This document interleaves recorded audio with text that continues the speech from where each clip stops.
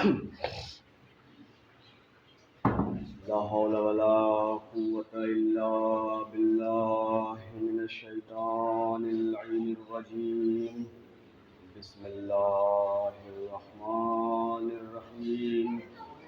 الحمد لله رب العالمين، والصلاة والسلام على سيد الأنبياء والمرسلين وحبيب إلهنا وطبيب نفوسنا ومولانا ومولى الثقلين جد الحسن والحسين أبي القاسم المصطفى محمد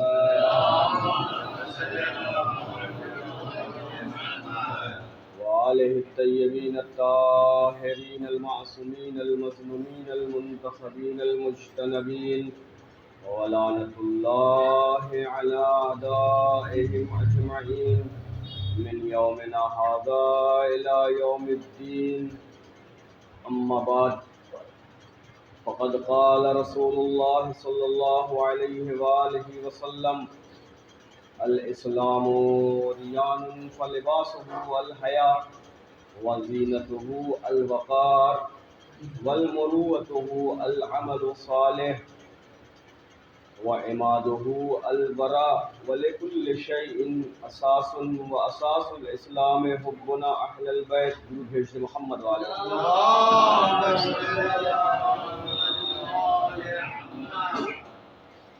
عزیزان گرامی، عزاداران مظلوم کربلا،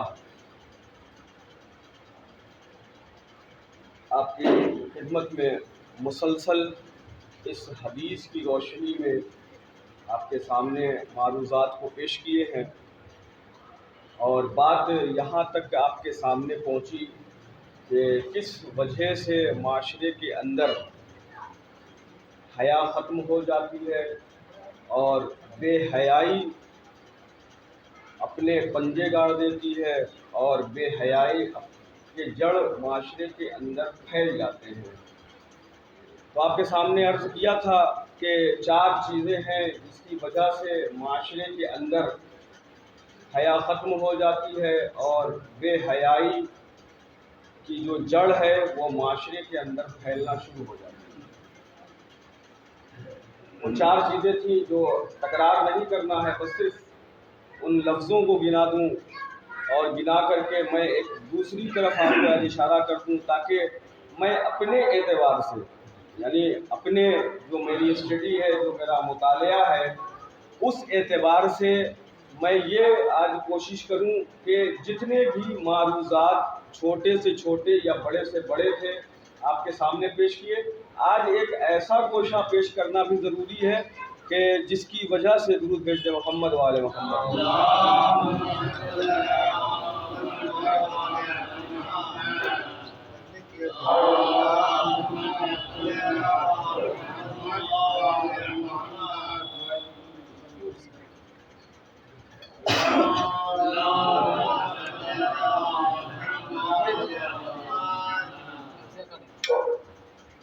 تو عزیزان گرامی، اس سے پہلے کہ میں کچھ بیان کروں، ایک جملہ اور عرض کرتا ہوا چلوں کہ میرے ساتھ یہ مشکل ہے، پتہ نہیں کسی کے ساتھ ہو یا نہ ہو، جب میں بیان کر رہا ہوں یا مثلا مجلس پڑھ رہا ہوں یا کوئی بھی چیز بیان کرتا ہوں، اگر سامعین آپ بزرگ ہیں لیکن بس بات سمجھانے کے لیے میرے پاس الفاظ نہیں ہیں، کیونکہ فوراً یہ بات جو ہے میرے ذہن میں آئی ہے، لہٰذا جملے نہیں ہے کہ میں اس کے لیے ادا کروں۔ بزرگوں سے معذرت چاہتا ہوں کہ میرے ساتھ یہ ایک مشکل ہے کہ اگر جیسے میں تقریر کر رہا ہوں یا پھر کوئی خطبہ دے رہا ہوں، کچھ بھی کر رہا ہوں، اگر اس دوران میں اگر آپ کی توجہ کسی دوسری چیز کی طرف مرکوز ہو جاتی ہے تو میرے ساتھ ایک مشکل یہ ہے کہ میرے ذہن اور زبان کا جو ہے سلسلہ ختم ہونا شروع ہو جاتا ہے۔ یہ میرے ساتھ مشکل ہے۔ آپ نے دیکھا ہوگا کہ کبھی کبھی ایسا ہوا ہے کہ میں بولنا کچھ چاہ رہا ہوں لیکن نکل کچھ اور رہا ہے ہماری زبان سے، تو وہ میرے ساتھ آخر تک ایسا ہوتا رہتا ہے، کیونکہ وہ جو ذہن اور جو زبان کا جو تعلق ہوتا ہے، اگر صرف یہ جو چشم جو آپ کی آنکھ جو گھوم رہی ہے، اگر اس کے برابر بھی اگر فاصلہ پیدا ہو جائے، یہ اندر والی اگر اس کے برابر بھی اگر فاصلہ پیدا ہو جائے تو بڑی مشکل ایجاد کرتی ہے عزیزان کرام۔ ایک درود بھیج دے محمد والے۔ تو عرض یہ کر رہا تھا کہ حیا کے بارے میں مسلسل آپ کے سامنے بیان کرتا ہوا چلا آیا ہوں، اور حیا کے معنی جو میں نے آپ کے سامنے بیان کیے کہ جو ہمارے معاشرے میں استعمال ہوتا ہے بالکل ویسا نہیں ہے۔ حیا کے معنی شرمندگی کے نہیں ہے عزیزان گرامی۔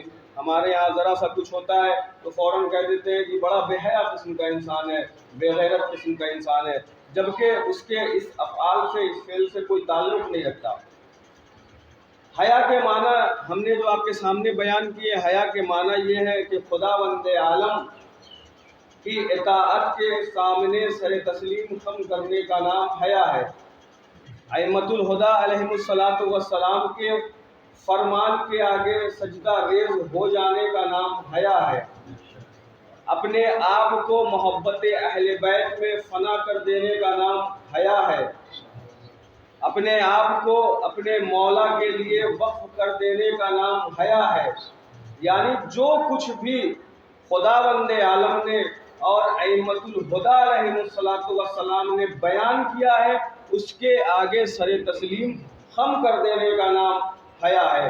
تو اس کے ذیل میں ہم نے بہت ساری معروضات آپ کے سامنے پیش کی ہیں، اور کل جیسا کہ آپ کے سامنے عرض کیا کہ وہ کون سی چیز ہے کہ جس کی وجہ سے معاشرے کے اندر بے حیائی اور بے غیرتی ایجاد ہوتی ہے، تو بتایا کہ سب سے پہلے فقر و ناداری ہے عزیزان گرامی، یعنی تنگدستی ہے، بے روزگاری ہے جو معاشرے کے اندر بے حیائی پھیلاتی ہے۔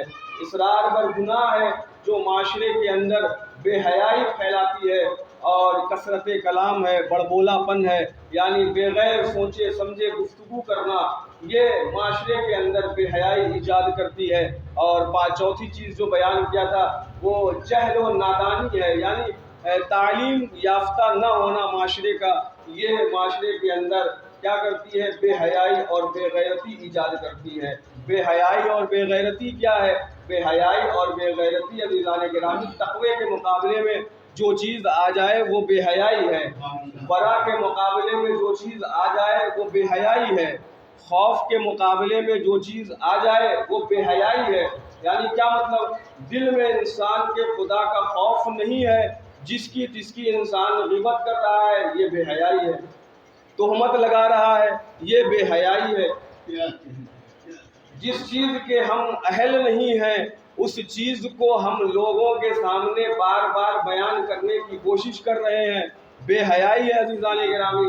میں نے کل کہا تھا کہ میں اگر اس لباس کا اہل نہیں ہوں اور یہ لباس پہن کر میں آپ کے سامنے بیٹھ جاؤں، یہ بے حیائی ہے میری طرف سے، یہ بے حیائی ہے، نہ کہ صرف جیسا کہ میں نے عرض کیا کہ روڈ پر اس طریقے سے گھومنا اور یہ کرنا، یہ بے حیائی نہیں ہے، بلکہ اصل بے حیائی اگر قرآن کی روشنی میں دیکھیں، شریعت کی روشنی میں دیکھیں، اخلاق آل محمد کی روشنی میں دیکھیں، تو اصل بے حیائی عزیزان گرامی یہ ہے۔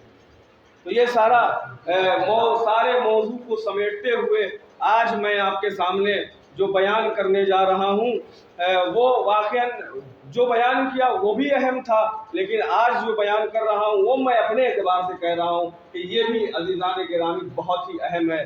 وہ کیا ہے؟ وہ یہ ہے کہ وہ کون سے مقامات ہیں کہ جن کے اوپر انسان کو حیا نہیں کرنی چاہیے۔ ابھی تک یہ تھا، بیان ہمارا یہ تھا کہ حیا کرنی چاہیے عزیزان گرامی، حیا کرنی چاہیے، لیکن آج جو میں آپ کے سامنے بیان کرنے جا رہا ہوں وہ یہ ہے کہ وہ کون سے مقامات ہیں کہ جہاں پر انسان کو حیا محسوس نہیں کرنی چاہیے۔ تو 2-3 مورد میں آپ کے سامنے پیش کروں گا، باقی خود آپ اسے تلاش کر لیجئے گا، کتابوں میں موجود ہے، بھری پڑی ہیں، اور مطالعہ کیجیے گا، انشاءاللہ اس میں سے اور زیادہ اچھے گوشے نکلیں گے۔ بہرحال میں 3-4 مورد کو یہاں پر بیان کروں گا۔ ایک درود بھیج دے محمد والے۔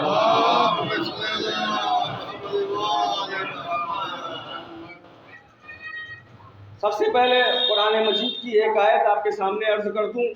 سورہ بقرہ میں خداوند عالم نے ارشاد فرمایا کہ ان اللہ لا یستحی مثلا ما بعوضہ خداوند عالم نے ارشاد فرمایا کہ خداوند عالم حیا محسوس نہیں کرتا. کس چیز سے حیا محسوس نہیں کرتا؟ ایک مچھر کی مثال دینے سے خداوند عالم حیا محسوس نہیں کرتا. ایک مکھی کی مثال پیش کرنے سے خداوند عالم حیا محسوس نہیں کرتا. کیوں؟ اس لیے کہ آپ دیکھیں قرآن مجید کے اندر خداوند عالم نے ہاتھی کا ذکر کیا ہے، گائے کا ذکر کیا ہے، چینٹی کا ذکر کیا ہے، مکھی کا ذکر کیا ہے، عزیزان گرامی چرند پرند کا ذکر کیا ہے، آسمان کا ذکر کیا ہے، سورج کا ذکر کیا ہے، زمین کا ذکر کیا ہے. ہر چیز کا ذکر خداوند عالم نے کیا ہے، لیکن کہیں پر خداوند عالم نے حیا محسوس نہیں کی، بلکہ کہہ بھی دیا کہ ان اللہ لا یستحی مثلا ما بعوضہ. خداوند عالم ایک مکھی یا ایک مچھر کی مثال پیش کرنے سے حیا محسوس نہیں کرتا. کیوں؟ اس لیے کہ خداوند عالم کی یہ ساری مخلوق ہے، سب کو خداوند عالم نے خلق کیا ہے. جب وہ اس کی مخلوق ہے تو پھر خداوند عالم حیا محسوس نہیں کرے گا کہ ان کی مثال دی جائے یا اس کا تذکرہ کیا جائے. تو اسی آیت کے ذیل میں آپ سے کہنے جا رہا ہوں کہ چند مقامات ایسے ہیں کہ جہاں پر انسان کو حیا نہیں کرنی چاہیے. ان میں سے ایک مقام یہ ہے کہ غلط رسم و رواج کے مقابلے میں، سنت بد کے مقابلے میں انسان کو حیا محسوس نہیں کرنی چاہیے.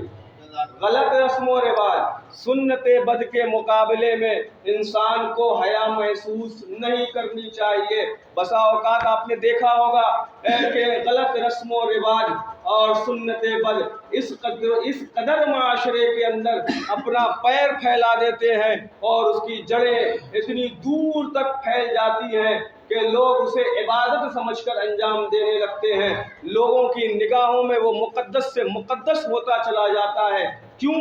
اس لیے کہ اس کا رواج ہوا اور لوگوں نے اسے بے باکی کے ساتھ انجام دینا شروع کیا. لہذا آج ہمارے معاشرے میں یہ غلط رسم و رواج رائج ہے، سنت بد رائج ہے، اور یہ ہمارے معاشرے کے اندر پھیلا ہوا ہے، ہمارے معاشرے کا عزیزان گرامی حصہ بنا ہوا ہے یہ غلط رسم و رواج.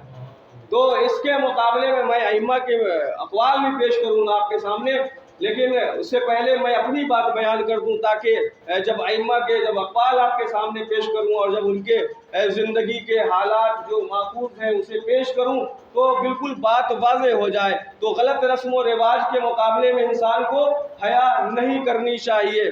عزیزان گرامی بڑی افسوس کی بات ہے کہ آج ہمارے معاشرے میں اس طرح کی چیزیں موجود ہیں، اور صرف میں کہہ دوں کہ ہر گھر میں تقریباً، میں یہاں کی بات تو نہیں کرتا لیکن جہاں دیکھا ہے میں وہاں کی بات بالکل کر سکتا ہوں.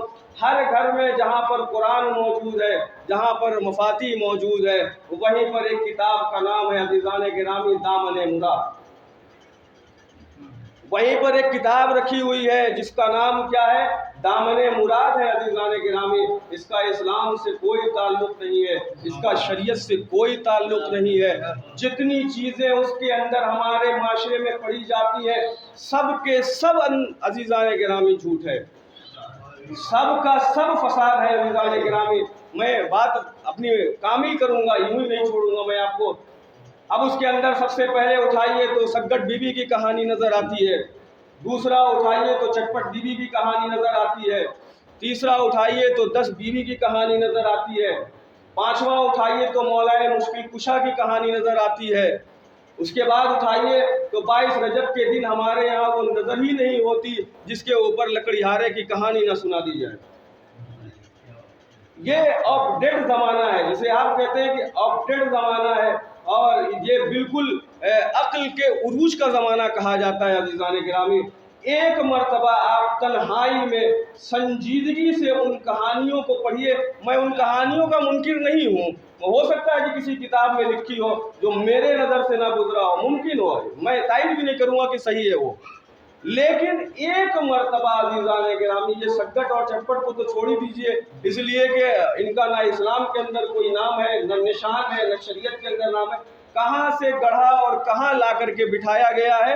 یہ صرف اور صرف میں آپ کو بتا دوں یہ جو 10 بیوی ہیں اس میں کون ہے مجھے نہیں معلوم، لیکن یہ سگٹ اور چٹپٹ جو یہ جو بیویوں کو جو لے کر کے آیا گیا ہے ایک مرتبہ آپ اپنے ذہن کے دریچے کو کھولیے تو آپ کو واضح ہو جائے گا کہ آج جو ہمارے معاشرے میں ابھی تو نہیں، یعنی خدا کا شکر ہے کہ بہت اچھا ہوا ہے پہلے سے، پہلے یعنی جیسے 10 سال یا 25 سال 30 سال پہلے دیکھیے کہ جناب زہرا سلام اللہ علیہا کا تابوت نہیں اٹھایا جاتا تھا،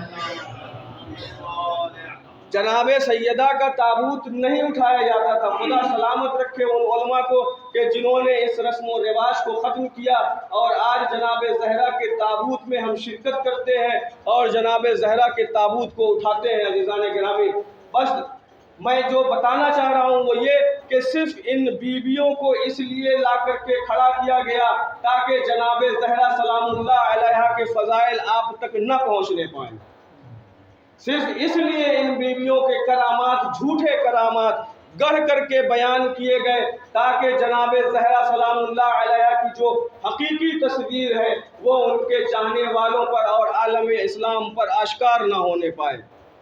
جتنے ذمہ دار وہ لوگ ہیں جنہوں نے گڑھا ہے، اس سے زیادہ کہیں ہم ذمہ دار ہیں کہ جس کو ہم نے اپنے معاشرے کے اندر رائج کیا ہے۔ ہم زیارتوں پہ جاتے ہیں، وہاں ہمیں سمجھ میں نہیں آتا محرم اور نامحرم، ہم وہاں زری پکڑ کر کے دعا بھی کرتے ہیں، جناب سکینہ کے روضے پہ بھی جاتے ہیں اور دنیا کی بھی، وہاں پہ ہمیں سمجھ میں نہیں آتا۔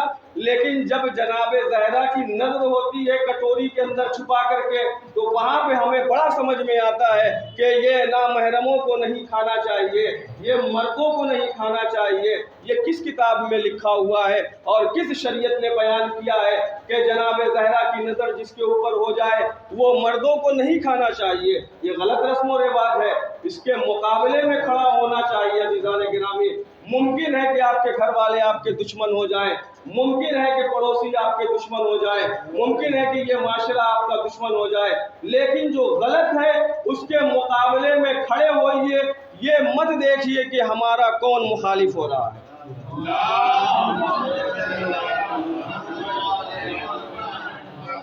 اور یہ آج سے نہیں چلا آ رہا ہے کہ جناب سیدہ کے یہ فکر کہاں سے ایجاد ہوئی۔ عزیزان گرامی، میں آپ کو بیان کروں، میرے استاد نے بہترین تحقیق اس کے اوپر لکھی ہے، لیکن موضوع ہمارا دوسرا ہے تو میں بالکل مختصر آپ کے سامنے بیان کرتا ہوں کہ جب جناب زہرا کی شہادت ہوئی مدینے کے اندر، اور جب شہادت ہوئی اور جب جناب زہرا نے جو وصیتیں کی کہ ابوالحسن انہیں نہ آنے دیجیے گا اور یہ کیجیے گا اور وہ کیجیے گا، تو ابوالحسن نے رات کے شب میں یعنی شب کی تاریکی میں جب جناب زہرا کو سپرد خاک کیا ہے، اور خاک کرنے کے بعد صبح میں معلوم یہ ہوا کہ جناب بنت رسول تو جو ہے رات ہی کے یعنی شب میں ہی جو ہے دفن کر دی گئی، تو اب ان کی عورتوں نے جو ہے ملامت کرنا شروع کیا، انصار اور مہاجرین کی عورتوں نے ملامت کرنا شروع کر دیا کہ شرم آنی چاہیے تمہارے اوپر کہ بنت رسول تمہاری وجہ سے وصیت کر کے گئی کہ شب کی تاریکی میں دفن کریں۔ تو اب انہوں نے اپنا دامن بچانے کے لیے کیا کہا وہاں پہ،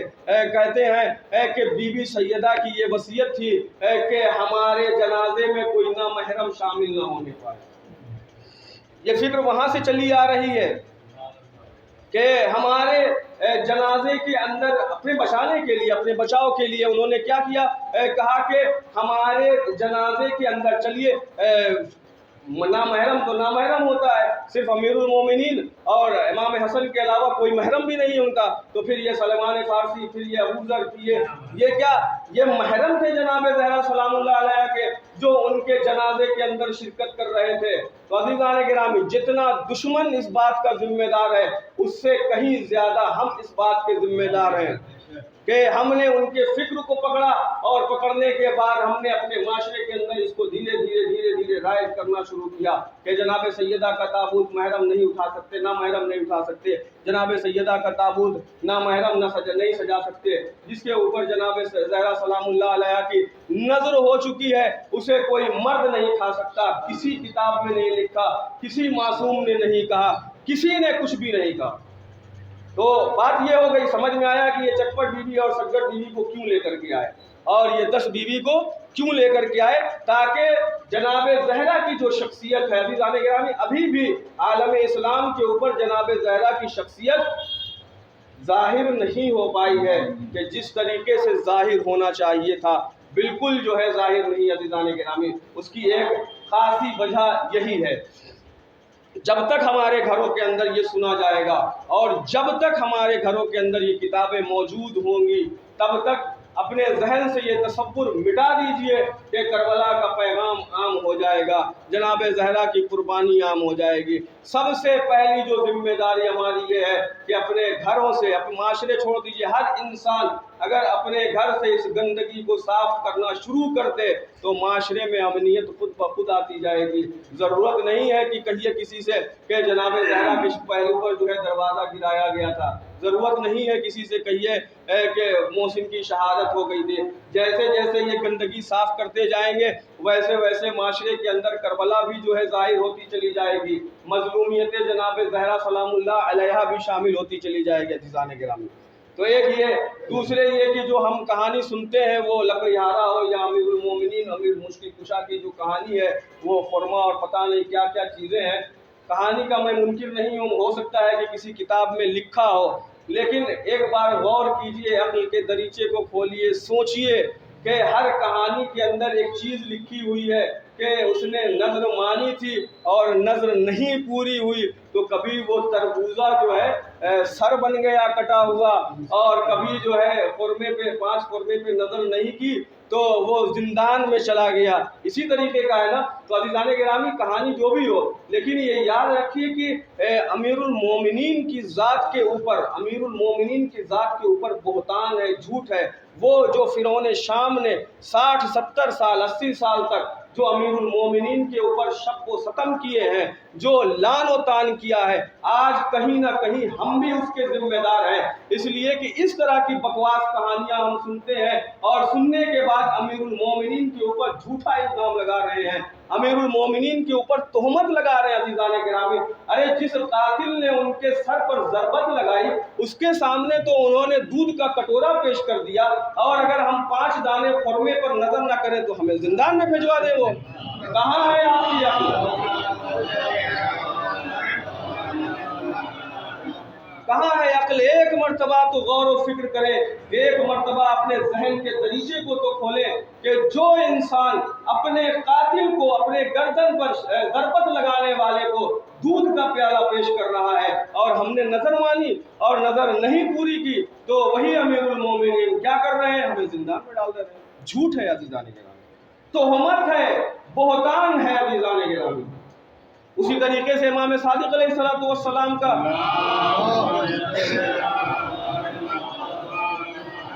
की कहानी है। क्या है?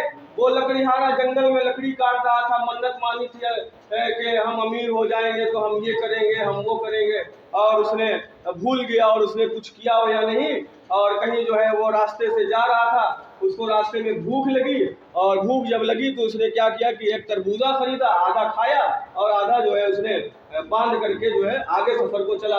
उसी में जो है बादशाह का जो बेटा था, शहजादा था, वो क्या हुआ अज़ीज़ान गिरामी, वो कहीं गायब हो गया, शिकार में रास्ता वास्ता वो भूल गया।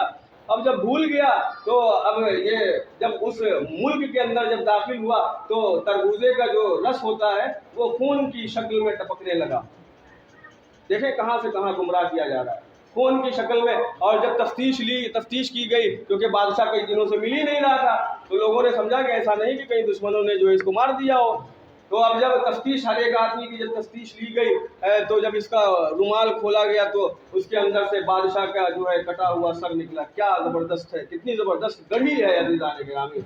हर इंसान अगर जहाँ पर अमीरुल मोमिनीन और जहाँ पे अइम्मतुल हुदा अलैहिस्सलातु वस्सलाम के मुद्दे दुश्मन कितना शातिर है, कितना चालाक है, उन्होंने हमारी ही किताब से इस्तिफादा किया, क्योंकि वो जानते हैं कि ये भोली भाली कौम है, इनको जो बताया जाएगा वो सर झुका करके तस्लीम कर लेंगे। क्यों? इसलिए कि बात मंसूब किससे की जा रही है? सादिक़ आले मोहम्मद से बात मंसूब की जा रही है, अमीरुल मोमिनीन से बात। ये सर झुका करके तो जो भी अइम्मतुल हुदा का मानने वाला हो या खुदावंद आलम की इताअत व पैरवी करने वाला हो, वो ऐसा नहीं हो सकता भोला भाला अब्दुल्ला इब्न ज़ुबैर की तरह कि जो कहा जाए वो सब सही है। अज़ीज़ान का ऐसा नहीं, ائمۃ الہدیٰ علیہم السلام کے جو ماننے والے ہیں وہ تحقیق کرتے ہیں، جستجو کرتے ہیں، معلوم کرتے ہیں کہ یہ جو بیان کر رہا ہے سچ ہے یا جھوٹ ہے، سچ ہے یا تہمت لگا رہا ہے۔ اب کیا ہوا، اب اسے زندان میں ڈال دیا گیا۔ بھائی کیا تم نے جو ہے بادشاہ کو قتل کیا ہے، کیوں مقدمہ دائر ہوا، کس کے آدمی ہو، کس کے جاسوس ہو؟ تو ایک شب میں جو ہے اس نے خواب میں دیکھا، غالباً اسی طریقے سے جہاں تک میں نے سنا ہے، پڑھا نہیں ہے، سنا ہے کہ خواب میں جو ہے اس نے دیکھا کہ جو ہے مولا آئے ہیں اور انہوں نے کہا کہ جو تم نے نظر نہیں مانی تھی یہ اسی کی سزا ہے، اور اگر تم ابھی بھی نظر مان لو تو پھر یہ تمہاری سزا ہم ختم کروا دیں گے۔ تو اب کیسے ہو، یہ 5 خرما جو ہے کیسے آئے زندان کے اندر، کیونکہ بادشاہ کا قاتل ہے، کوئی عام قاتل تھوڑے نہیں ہے کہ بیچ چوراہے پر اسے باندھ کر رکھ دیا جائے گا، نہ جانے کئی تہہ خانے کے اندر اسے رکھا گیا ہوگا۔ خیر اس نے کسی طریقے سے دروغہ زندان سے منت کی، اور کرنے کے بعد کہا بھیا ایسا ہے کہ 5 خرما تم ہم کو لا کے دے دو، ہم اس کے اوپر جو ہے نظر کرنا چاہتے ہیں۔ اچھا وہ بھی تھوڑا مومن ٹائپ کا آدمی تھا، اور اس نے کہا کہ ٹھیک ہے بھائی، پیسہ تو ہم تمہیں بعد میں دیں گے کیونکہ ابھی تو ہم خود زندان میں، ہمارے پاس کچھ ہے نہیں۔ تو اس نے کہا کہ ٹھیک ہے ہم تمہیں لا کر کے دیتے ہیں، اور اس نے 5 خرمے دیے عزیزان گرامی، اور جیسے ہی اس نے نظر مانی اور جب اس کا پھر سے جب پوٹلی کھولی گئی تو کیا نکلا اس کے اندر سے؟ سڑا ہوا آدھا تربوزہ نکلا، جو کتنا دن سے رکھا ہوا تھا وہ تو سڑ گیا ہے۔ ایک درود بھیج دے محمد والے محمد۔ تو یہ کہانی جو ہمارے یہاں 22 رجب المرجب کو جو سنی جاتی ہے، بغیر اس کہانی کو سنے ہوئے ہمارے یہاں کنڈے کی نظر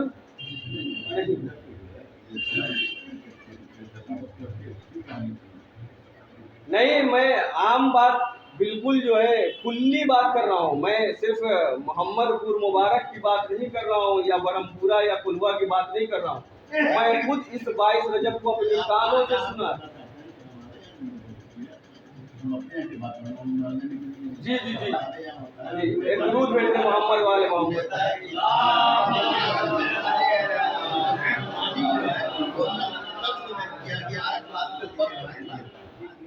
ایک اور درود بھیج دے محمد والے۔ تو ہمارے یہاں بہرحال میں برا نہیں مانیے گا، اس لیے کہ میں خود اپنی کان سے سنا ہوں، اس لیے پڑھ رہا ہوں، اور میں نے اپنی آنکھ سے جب میں نظر کرنے گیا تھا ایک صاحب کے گھر پہ، تو جب میں نظر کر رہا تھا تو جہاں پر قرآن رکھا ہوا تھا، جہاں پہ مفاتیح الجنان رکھا ہوا تھا، وہیں پر یہ کتاب دامن مراد رکھی ہوئی تھی۔ مجھے نہیں اس کا نام معلوم تھا، لیکن جب میں نے دیکھا تب میری سمجھ میں آیا۔ پھر میں نے جلدی جلدی برق الٹے تو سب سے پہلے جو بیان کیا چٹپٹ بی بی اور سکر بی بی اور فلاں فلاں کا جو ہے تذکرہ تو اس میں موجود تھا، اس لیے میں نے اس چیز کو بیان کیا۔ میں کسی ایک فرد کے لیے بیان نہیں کر رہا ہوں، میں ایک کلی بات بیان کر رہا ہوں، ایک عام بات بیان کر رہا ہوں کہ اس طریقے سے ہمارے معاشرے کے اندر غلط رسم و رواج رائج ہے، اور سنت بد اس طریقے سے ہمارے معاشرے کے اندر پنجہ گاڑ چکی ہے کہ اسے اکھاڑنے میں خوف محسوس کیا جا رہا ہے۔ یہ میں کہنا چاہ رہا ہوں، اور کوئی بری لگی ہو تو معذرت چاہتا ہوں میں آپ سے۔ ایک دور بھیجے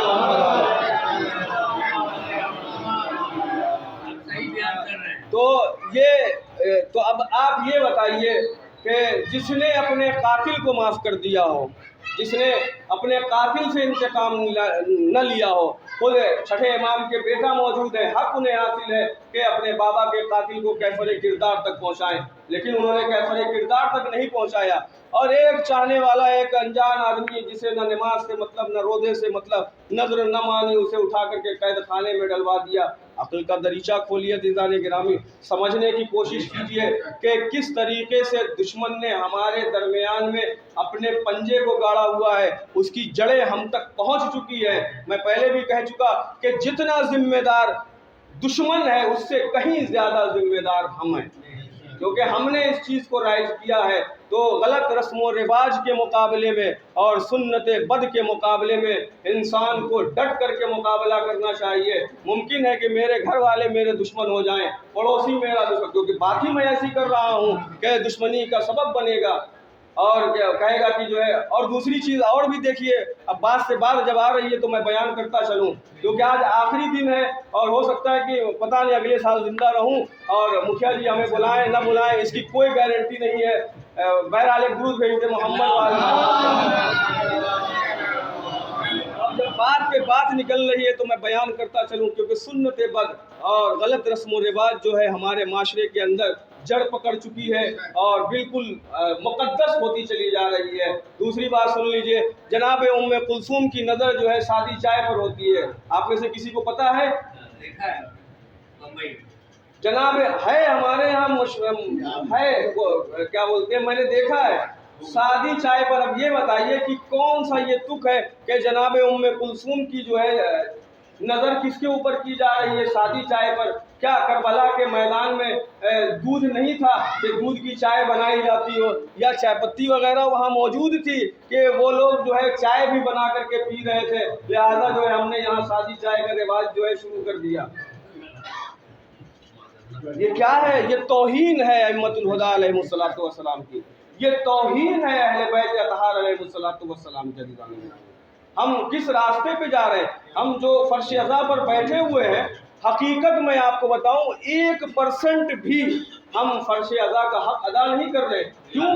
اس لیے کہ ہمارے گھروں کے اندر، ہمارے معاشرے کے اندر اس طریقے کا غلط رسم و رواج رائج ہے عزیزان گرامی، اور دشمن مزہ لے رہا ہے۔ اور تیسری چیز سنیے، ایک پہر کا روزہ، ایک پہر کا روزہ، اور سنیے ایک پہر کا روزہ یہ کس شریعت نے اجازت دی ہے؟ ایک پہر کا روزہ کہیں بھی کسی بھی شریعت کے اندر، چاہے آدم سے لے کر کے خاتم تک چلے آئیے آپ، کسی بھی نبی کے زمانے میں ایک پہر کا روزہ نہیں تھا۔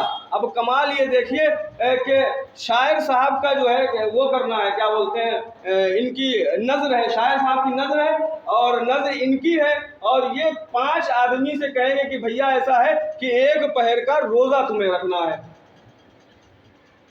منت ان کی ہے، نظر جو ہے ان کی ہے، اور یہ جو ہے 5 آدمی سے کہہ رہے ہیں کہ بھائی ایسا ہے کہ کل جو ہے 5 روزے آپ لوگ رکھیے گا، 1 2 3 4 5، ان کو نہیں رکھنا ہے روزہ۔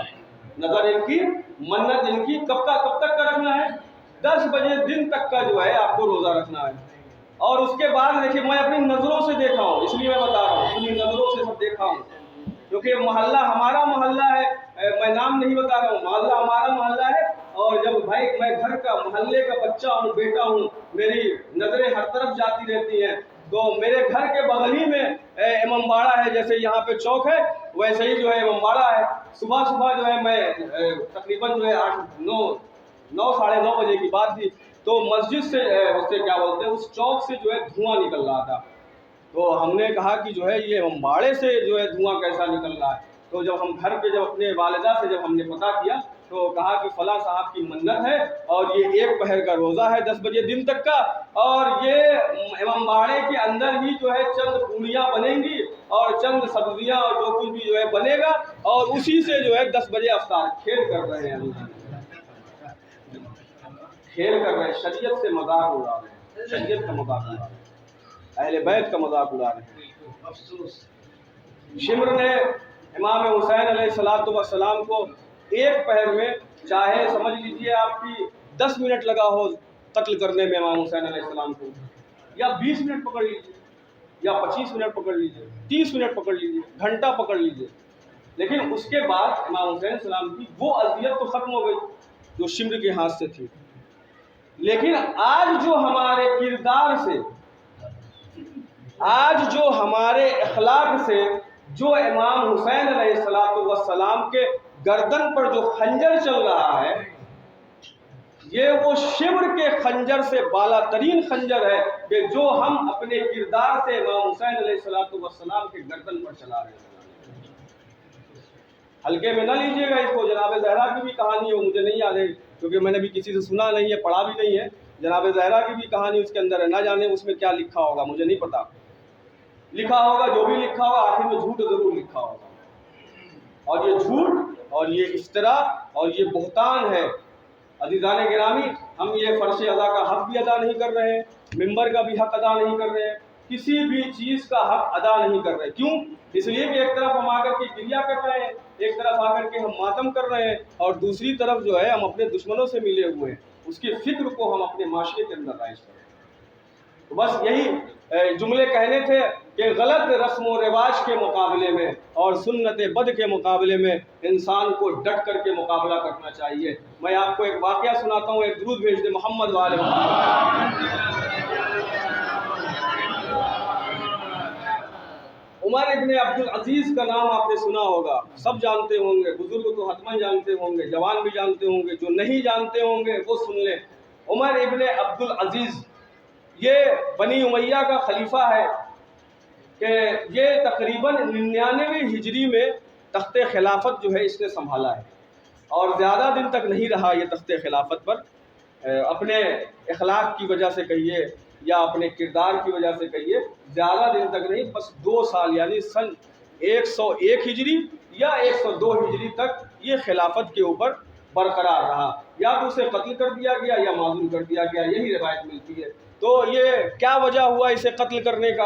عزیزان گرامی، امیر شام، امیر نہیں کہوں گا، فرعون شام کے زمانے میں، فرعون شام کے زمانے میں ایک گندگی پھیلی ہوئی تھی، جو میں نے ابھی آپ کو بتایا کہ 60 70 80 یہ لکھا ہوا ہے کہ 80 سالوں تک امیر المومنین کے اوپر شب و شتم کیا گیا، یعنی گالیاں بکی گئی ہیں ممبر سے، گلیوں میں گالیاں بکی گئی، چوراہے پر گالیاں بکی گئی، 80 سال تک گالیاں بکی گئی، ممبر سے لعن و طعن کیا گیا، امیر المومنین کی شخصیت کے اوپر لعن و طعن کیا گیا۔ تو یہ سلسلہ چل رہا تھا، یعنی 60 سال 80 سال سے یہ سلسلہ چل رہا تھا۔ جب یہ تخت خلافت کے اوپر آیا، عمر ابن عبد العزیز جب خلافت کے اوپر آیا تو یہ گند کو صاف کرنا شروع کیا اس نے، اور شروع کرنا یعنی گند کو صاف کرنا ہے کسی بھی طریقے سے، کیوں؟ کیونکہ یہ بھی کوئی اچھا انسان نہیں ہے اور نہیں تھا، صرف اور صرف ایک معلم کی تربیت نے اس کے ذہن میں ایسا جڑ بنایا، ایسا گھر بنایا کہ اس نے عہد کیا کہ یہ جو ہمارے معاشرے میں جو امیر المومنین کے اوپر شب و شتم ہو رہا، اس نے عہد کیا کہ جب ہمارے ہاتھ میں پاور آ جائے اور جب ہمارے ہاتھ میں قدرت و طاقت آ جائے گی تو ہم اس کا خاتمہ کر دیں گے۔ یہ اس نے منت مانی دل ہی کے اندر۔ تو خیر خداوند عالم نے اسے وہ منصب دیا، اور جب منصب دیا تو اس نے پاک کرنا شروع کیا۔ یہ جو گند تھی، جیسے باغ فدق تھا تو باغ فدق کو جو ہے اس نے لوٹایا، حدیث لکھنے کا جو سلسلہ بند تھا سرکاری طور پر، اس سلسلے کو جو ہے اس نے جاری کیا اور رسمیت دی کہ آج سے جو ہے اس کا بھی ایک حصہ ہوگا، اور ائمہ کے جو ہے احادیث اور پیغمبر کے احادیث کو لکھنے کا سلسلہ جاری کیا۔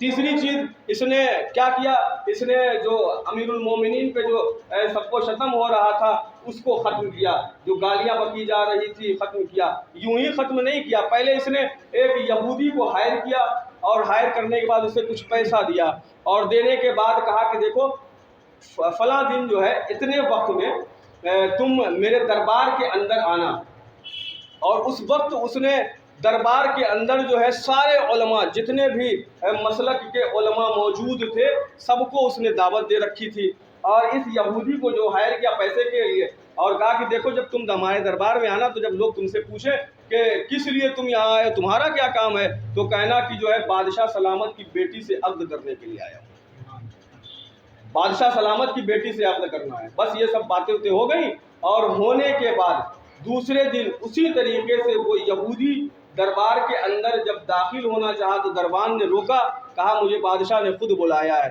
یہ ان کا جو ہے وہ ہے نامہ ہے۔ خیر دربار کے اندر جب داخل ہوا تو یہ سارے جو علماء بیٹھے ہوئے تھے، تو اس نے جب اسے دیکھا کہ یہ یہودی آدمی ہے یہاں کیا کرنے آیا ہے، تو خیر ہمت نہیں تھی کہ بادشاہ کے سامنے کچھ کہے۔ بادشاہ نے کہا کہ تمہارا یہاں کیا کام ہے، یہاں تو علماء کا کام ہے، تم یہاں کیا کرنے آئے ہو؟ تو اس نے کہا کہ بادشاہ سلامت میں آپ کے پاس اس لیے آیا ہوں تاکہ آپ کی بیٹی کا ہاتھ مانگ لوں۔ بادشاہ کھڑا ہو گیا اپنی جگہ سے، اور جتنے لوگ تھے وہ سب کے سب کھڑے ہوئے، اور ایک زبان میں سب نے یہی کہا کہ بادشاہ سلامت مسلمان ہے، ایک یہودی کو اپنی بیٹی نہیں دے گا۔ بادشاہ سلامت مسلمان ہے، ایک یہودی کو اپنی بیٹی نہیں دے گا۔ تو تو فوراً جیسے اس نے سکھایا تھا فوراً اس یہودی نے کہا کہ علی بھی تو نعوذ باللہ یہودی تھے لیکن پیغمبر اسلام نے اپنی بیٹی کو دی ہے انہیں. کہا اس نے کہ امیر المومنین یعنی علی بھی تو یہودی تھے نعوذ باللہ اور پیغمبر نے تو اپنی بیٹی دی. فوراً ایک عالم دین نے کہا خبردار اس طرح کے کلمات ادا نہ کرنا، اس لیے کہ سب سے پہلا مسلمان علی ہے، سب سے پہلا ایمان لانے والا علی ہے، خبردار دوبارہ اس طرح کی جسارت نہ کرنا. بس عمر ابن عبدالعزیز نے کہا کہ ٹھیک ہے تم جاؤ. اس کے بعد سارے علماء سے کہا کہ جب سب سے پہلے ایمان لے کر کے آئے، جب سب سے پہلا مسلمان علی ہے تو پھر یہ علی کے اوپر سب و شتم کیوں؟ اس کا جواب دو. علی جب یہودی نہیں ہے تو لعن و طعن کیوں؟ علی جب مسلمان ہے تو اس کے اوپر لعن و طعن کیوں کیا جا رہا ہے؟ یا تو تم اس کا جواب دو، اور اگر تمہارے پاس جواب نہیں ہے تو تم آج سے اپنے اپنے علاقے میں اور اپنے اپنے محلے کے اندر پھیلا دو کہ آج کے بعد کوئی بھی اگر سب و شتم کرتا ہوا پایا گیا تو اس کی گردنیں اڑا دی جائیں گی، اس کی زبانیں کھینچ دی جائیں گی. شاہی فرمان عزیزان گرامی جاری ہوا. عبدالعزیز نے جو ہے عمر ابن عبدالعزیز نے شاہی پیغام جاری کیا کہ خبردار آج کے بعد اگر کوئی بھی گالی بکتا ہوا مل گیا، کوئی بھی سب کو شتم کرتا ہوا مل گیا تو اس کی گردنیں جو ہے اڑا دیں گے اور اس کی زبانیں کھینچ لی جائیں گی، اس کے ہاتھ پیر کاٹ دیے جائیں گے، زندان میں ڈال دیا جائے گا. دیکھیں یہ سنت بد اور یہ غلط رسم و رواج کس طریقے سے معاشرے میں پھیل چکی تھی. لوگ اسے مستحب سمجھ کر، واجب سمجھ کر اور مقدس سمجھ کر انجام دے رہے تھے. عزیزان گرامی کس طریقے سے جب یہ شاہی فرمان جب عام ہوا تو لوگوں نے جسارت کرنا شروع کیا، لوگوں نے خروج کرنا شروع کیا. کہا کہ بادشاہ نے کیسے یہ حکم نافذ کیا جو ابھی 70-80 سال سے یہ سنت ہمارے درمیان میں رائج تھی، کیوں بادشاہ سلامت اسے بند کرنا چاہتا ہے؟ جب شاہی فرمان جب جاری ہوا تو کہا کہ سر کٹتے ہیں تو کٹا کریں، زندانی ہوتی ہے تو ہوا کرے، اور گلے کٹتے ہیں تو کٹا کریں، لیکن ہم علی کے اوپر سب کو شتم کرنے سے باز نہیں آئیں گے. اس طریقے سے یہ جڑ پھیلا ہوا تھا، اس طریقے سے معاشرے کے اندر یہ سنت بد رائج تھی. عزیزان گرامی لوگوں نے 2 سال کی مہلت مانگی، سال بھر کی مہلت مانگی کہ ہمیں سال بھر کی مہلت دی جائے تاکہ جو ہے ہم دھیرے دھیرے اس سنت سے اپنا دامن چھڑائیں. اصفہان ایران کا جو شہر ہے، خوبصورت شہر ہے عزیزان گرامی، وہاں سے نامہ گیا عمر ابن عبدالعزیز کو کہ ہم سے 2 برابر لگان لے لو، 2 برابر ٹیکس لے لو، 2 برابر مالیات لے لو، لیکن ہمیں اس سنت بد سے محروم نہ کرو، ہمیں اس سنت سے محروم نہ کرو، کیونکہ ہم اس سے دستبردار نہیں ہونا چاہتے. تو دیکھیں کس طریقے سے معاشرے کے اندر اس نے اپنا جڑ پھیلایا. لوگ نماز جمعہ کے خطبے میں واجب سمجھ کر امیر المومنین کو گالیاں بک رہے ہیں، واجب سمجھ کر امیر المومنین کے اوپر لعنت کر رہے ہیں، واجب سمجھ کر نماز کے بعد تعقیبات نماز میں مستحب سمجھ کر امیر المومنین کے اوپر لعنت کی جا رہی ہے. لوگ ٹیکس دینے کے لیے تیار ہیں، 2 برابر، 4 برابر، 10 برابر، اور کہتے ہیں کہ ہم اس سے دستبردار نہیں ہوں گے. تو اس طریقے کا اگر کوئی بھی کارنامہ اور کوئی بھی غلط رسم و رواج ہمارے معاشرے میں اگر ہے تو ہماری ذمہ داری ہے، پہلی ذمہ داری، فرش اعضا پر آنے سے پہلی ذمہ داری، مسجد میں جا کر کے نماز پڑھنے سے پہلی ذمہ داری، کسی غریب کو کھانا کھلانے سے پہلی ذمہ داری ہماری یہ ہے کہ ہم سب سے پہلے معاشرے سے اس غلط رسم و رواج کو ہٹائیں. عزیزان کیونکہ جب تک یہ غلط رسم و رواج ہمارے درمیان سے نہیں ہٹے گی کوئی بھی کام آسان نہیں ہونے والا ہے. ایک درود بھیج دیں محمد والا. یہ ایک چیز تھی کہ جو کیا بولتے عمر ابن عبدالعزیز نے اس کو ہٹایا اور اس کو ختم کیا. اور ایک چیز جو ہمارے بھی معاشرے میں رائج ہے اور عرب میں اس زمانے میں بھی رائج تھا، لیکن تھوڑا سا فرق ہے کیونکہ ہمیں اس زمانے کے بارے میں نہیں معلوم ہے، اس زمانے کے بارے میں ہم نے پڑھا ہے. اس زمانے میں کیا ہوتا تھا؟ اس زمانے میں یہ ہوتا تھا کہ جب کوئی انسان کسی کے یہاں ولادت نہیں ہوتی تھی تو وہ کیا کرتا تھا کہ کسی کے بچے کو گود لے لیتا تھا. آج بھی یہ ہے، بہت سی جگہ پہ دیکھا گیا کہ بچے کو گود لے لیا جاتا ہے. دیکھیے جو بچہ گود لیا گیا ہے کہیں دوسری جگہ سے وہ محرم نہیں ہوتا ہے، وہ ہمیشہ آپ کے لیے نامحرمی رہے گا، چاہے آپ نے اس سے بچپنے سے پرورش کی ہو یا جوانی میں پرورش کی ہو، فرق نہیں کرتا، کیونکہ وہ آپ کے صلب سے نہیں ہے یا آپ کے بھائی کے صلب سے نہیں ہے۔ جو محرم ہے ان کے صلب سے نہیں ہے تو وہ محرم نہیں ہو سکتا۔ یہی فکر عرب میں پیغمبر اسلام کی بعثت سے پہلے اور پیغمبر اسلام کے اعلان نبوت سے پہلے یہ رائج تھا، مکے کے اندر، عرب کے اندر رائج تھا کہ جب کسی بچے کو وہ گود لے لیتے تھے یا کسی بچے کو منہ بولا بیٹا بنا لیتے تھے تو ان کے ذہن میں بس یہ بات تھی، جو رائج ہے وہ یہ کہ اب اس کی جو بہن ہے، اس کی جو بیوی ہے، اس کی جو بیٹی ہے وہ ہمارے لیے حرام ہو گئی۔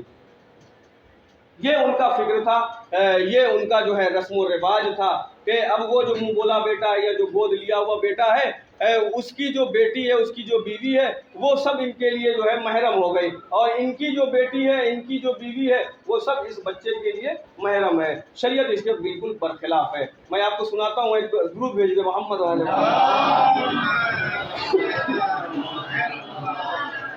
پیغمبر گرامی اسلام کا ایک غلام تھا، بعد میں پیغمبر گرامی اسلام نے اسے اپنا منہ بولا بیٹا بنایا، جس کا نام زید ابن حارثہ، جس کا سورہ حجرات کے اندر تذکرہ ہے۔ عزیزان گرامی، واحد صحابی ہے جس کا تذکرہ قرآن مجید کے اندر لفظ بائی لفظ ہے، یعنی نام لے کر کے زید کا۔ یہ پہلے جناب خدیجہ سلام اللہ علیہا کا صلوات بھیج دے محمد والے محمد، ان کا غلام تھا۔ جب پیغمبر سے جب جناب خدیجہ کی شادی ہوئی ہے تو پیغمبر کو انہوں نے ہدیہ کیا ہے، یہ زید کو ہدیہ کر دیا کہ آج کے بعد یہ آپ کی خدمت کرے گا اور آپ کے ساتھ رہے گا۔ ایک دن جب اس کے باپ کو حارثہ، جو کہ مکہ میں رہا کرتا تھا اور مشرک انسان تھا، جب اسے یہ معلوم ہوا، کسی نے بتایا کہ تمہارا بیٹا زندہ ہے اور محمد نے اسے اپنا غلام بنا کے رکھا ہوا ہے، جیسے ہی اسے یہ بات معلوم ہوئی فوراً سرپٹ دوڑتا ہوا گھوڑے سے مدینے آیا، اور آنے کے بعد جو ہے بڑی جسارت سے اس نے کہا کہ اے محمد، جو تم نے میرے بیٹے کو غلام بنا کے رکھا ہے اسے مجھے واپس کر دو۔ پیغمبر نے اپنے اخلاقی انداز میں کہا کہ میں نے تمہارے بیٹے کو غلام نہیں بنایا ہے، یہ تمہارا بیٹا ہے، تم اگر اسے لے جانا چاہتے ہو تو لے جاؤ۔ تو زید کو بلایا، زید آئے اور آنے کے بعد کہا کہ میں تمہارا باپ ہوں حارثہ، میں تمہارا باپ ہوں اور میں تمہیں لینے کے لیے آیا ہوں، مجھے نہیں معلوم تھا کہ تم زندہ ہو، لیکن جب مجھے معلوم پڑا کہ تم محمد کی غلامی میں ہو تو میں تمہیں آزاد کرانے کے لیے آیا ہوں۔ تو بچے نے کہا کہ بابا ایسا ہے کہ آپ ابھی بھی مشرک ہیں، بابا آپ ابھی بھی مشرک ہیں، اور جب تک آپ اسلام قبول نہیں کریں گے تب تک میں آپ کے ساتھ نہیں جا سکتا۔ تو باپ نے کہا کہ اگر تم میرے ساتھ نہیں گئے تو میں اپنی بلدیت اور میراث سے تمہیں خارج کر دوں گا۔ تو زید نے کہا کہ اگر خارج کرنا ہو تو کر دیجئے، لیکن جب تک کہ آپ دائرہ شرک کے اندر ہیں میں آپ کے ساتھ نہیں جا سکتا۔ اس نے سارے رشتے کو منقطع کیا، اور منقطع کرنے کے بعد وہ چلا گیا۔ جب وہ چلا گیا تو بہرحال بڑے زمانے کے بعد باپ ملا تھا، تو وہ محبت کہیں نہ کہیں اس کے دل میں آئی، اور آنی تو زار و قطار پیغمبر کے قدموں میں گر کر کے رونے لگا۔ پیغمبر نے شانہ پکڑ کے اٹھایا، کہا کیوں روتے ہو؟ مجھے معلوم ہے کہ تمہارا باپ بلدیت سے قطع کر کے چلا گیا ہے، کیوں روتے ہو، کیوں غمزدہ ہوتے ہو؟ آج سے یہ محمد تمہارا باپ ہے، آج سے تم محمد کو اپنا بابا کہنا۔ عزیزان گرامی، اور اس کے بعد سے دیکھیں کس طریقے سے جب یہ سب کچھ ہو گیا اور جب منہ بولا بیٹا بن گیا پیغمبر کا، اور پیغمبر اسے اپنا بیٹا کہنے لگے، یہ پیغمبر کو بابا کہنے لگا، تو اب پیغمبر نے کیا کیا کہ اپنے پھوپھی زاد بیٹی زینب سے اس کا عقد کروایا۔ کس کا؟ زید کا عقد کس سے کروایا؟ اپنی پھوپھی زاد بیٹی سے عقد کرایا۔ نام کیا تھا؟ زینب نام تھا۔ عقد کرایا، کچھ دن تک یہ سلسلہ چلتا رہا، اور اس کے بعد ایک وقت یہ آیا کہ بنی نہیں آپس میں، پتہ کیا تھا کیا نہیں تھا، وہ ساری تفصیل سورہ حجرات میں لکھی ہوئی ہے۔ تو بنی نہیں، تو دونوں پیغمبر کے پاس آئے اور کہے کہ ہمیں طلاق دلوا دیجئے، ہم ان کے ساتھ نہیں رہنا چاہتے۔ تو خیر پیغمبر نے پہلے صلح کروائی، سمجھایا، لیکن جب بات نہیں مانے تو پیغمبر نے حکم خدا سے ان دونوں کا طلاق پڑھ دیا۔ اب یہ دونوں الگ ہو گئے۔ جب عدت تمام ہو گئی تو اب دیکھیں خداوند عالم نے کیا کیا۔ اب جب عدت تمام ہو گئی زینب کی تو خداوند عالم نے حکم دیا کہ اے میرے رسول، اے میرے حبیب، وہ جو زید کی جو متعلقہ ہے اس سے تم عقد کر لو۔ کتنا بڑا کام خداوند عالم اپنے حبیب سے لے رہا ہے، اس رسم و رواج کو توڑ رہا ہے جو صدیوں سے پیڑھی در پیڑھی چلی آ رہی ہے، اور آج خداوند عالم اسی رسم و رواج کو اور اسی سنت بد کو پیغمبر اسلام کے ذریعے سے توڑوا رہا ہے۔ عزیزان گرامی، یہ سننے میں اور ہمیں پڑھنے میں بڑا آسان لگ رہا ہے، لیکن ذرا پیغمبر اسلام کے دل سے پوچھئے کہ یوں ہی پیغمبر نے نہیں کہا کہ جتنی اذیتیں میں نے برداشت کی ہیں کسی بھی نبی نے اتنی اذیت برداشت نہیں کی ہے۔ عزیزان گرامی، پیغمبر سے خدا کہہ رہا ہے کہ کیا کہہ رہا ہے کہ زید کی متعلقہ سے جو ہے تم عقد کر لو۔ پیغمبر ایک مرتبہ خاموش ہوئے ہیں۔ عزیزان گرامی، تفسیر میں پڑھیے گا، کہا گھبراؤ نہیں میرے حبیب، ڈرو نہیں، خوف زدہ نہ ہو، میں تمہارے ساتھ ہوں۔ اس رسم و رواج اور اس غلط رسم و رواج کو آج تمہارے ذریعے سے میں اس معاشرے سے اکھاڑ پھینکوں گا۔ صرف معاشرے سے ہی اکھاڑ نہیں پھینکوں گا بلکہ قیامت تک کے لیے اس کی جڑ کو اس طریقے سے اکھاڑوں گا کہ دوبارہ یہ جڑ پنپنے نہ پائے معاشرے کے اندر۔ خداوند عالم نے کہ حکم سے جناب پیغمبر نے جناب زینب سے عقد کیا، تو پیغمبر کی صرف جناب خدیجہ کے علاوہ جتنی بھی بیویاں پیغمبر کے اس میں آئی ہیں، عقد کے اندر آئی ہیں، ساری کی ساری بیویاں مصلحت کے تحت آئی ہیں، اور جناب زینب ان میں سب سے اعلیٰ تھیں۔ عزیزان گرامی، اور ساری بیویوں کی ناک میں دم کیے ہوئی تھی، اور ساری بیویوں کو بالکل سمجھ لیجئے کہ ہر وقت یہ کہتی تھی کہ تم وہ ہو کہ جو خود پیغمبر کی عقد میں چل کر کے آئی ہو، اور میں وہ ہوں کہ جس کے بارے میں پیغمبر کے خدا نے پیغمبر کو حکم دیا کہ زینب سے عقد کر لو۔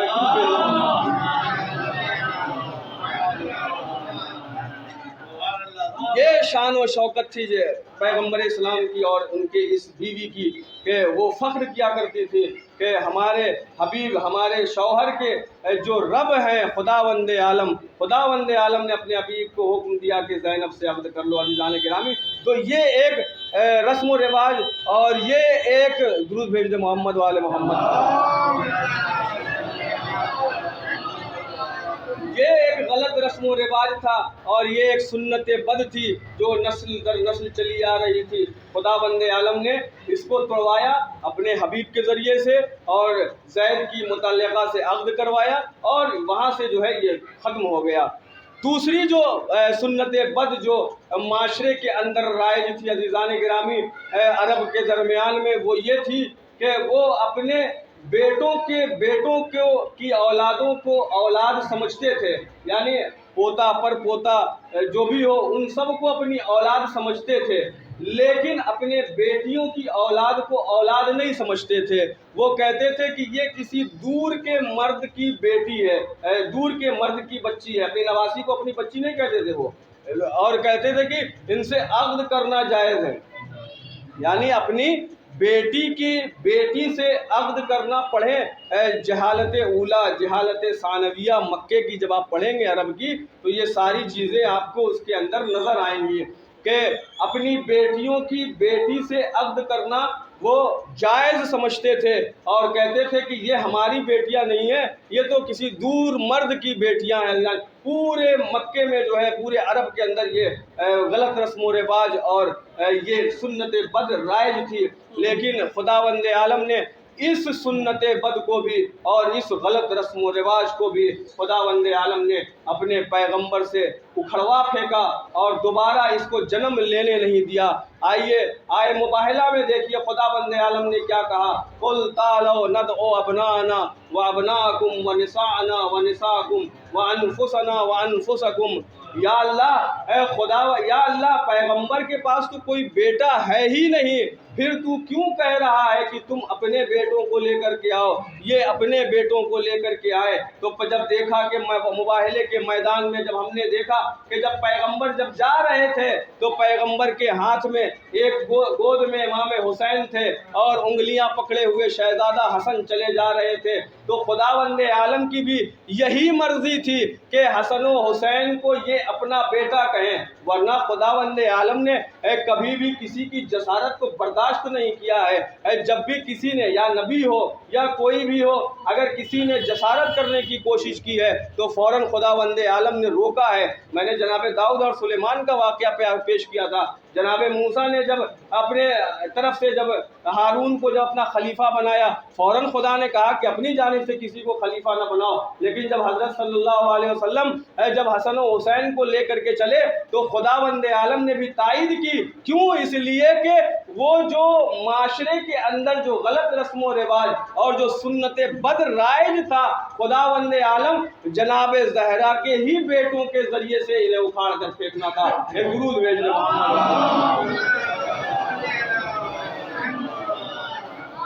تو خداوند عالم نے جناب زہرا کے بیٹوں سے کے ذریعے سے کہا کہ یہ صرف زہرا کے بیٹے نہیں ہیں میرے حبیب، یہ تمہارے بھی بیٹے ہیں۔ اور پیغمبر نے اس پیغام کو لوگوں تک پہنچایا، کہا کہ تمہاری بیٹیوں کے جو بیٹے ہیں، تمہارے بیٹیوں کی جو بیٹیاں ہیں، وہ سب تمہاری اولاد ہیں اور ان سے عقد کرنا جائز نہیں۔ عزیزان گرامی، اور دوسری دلیل میں آپ کو دے دوں، یہ تو قرآنی دلیل تھی۔ امام موسیٰ کاظم علیہ السلام